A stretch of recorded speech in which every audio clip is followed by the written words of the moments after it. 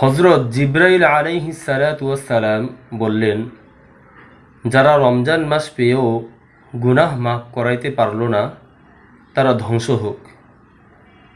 উত্তরে রাসূল করিম সাল্লাল্লাহু আলাইহি ওয়াসাল্লাম বললেন, আমিন। আল্লাহ তাআলা কবুল করুন।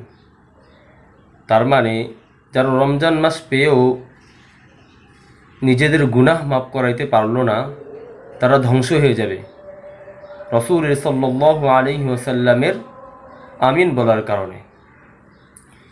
সুতরাং পিছনে যা চলে গেছে তার দিকে আমরা ফিরে না তাকাই। এখন থেকে আমরা বাকি যে রোজাগুলো আছে তা পরিপূর্ণভাবে আদায় করি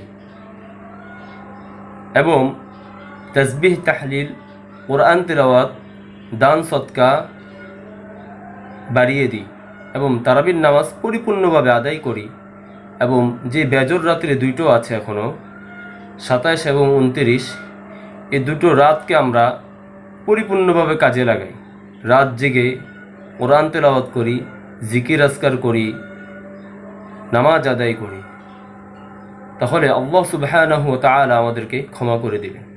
এবং বেশি বেশি ইস্তেগফার করা, কৃতকর্মের জন্য ক্ষমা চাওয়া, পরিপূর্ণভাবে তাওবায়ে নাসুহা করা, যদি আমরা এগুলো করতে পারি আল্লাহ সুবহানাহু ওয়া তাআলা অবশ্যই আমাদেরকে ক্ষমা করে দেবেন।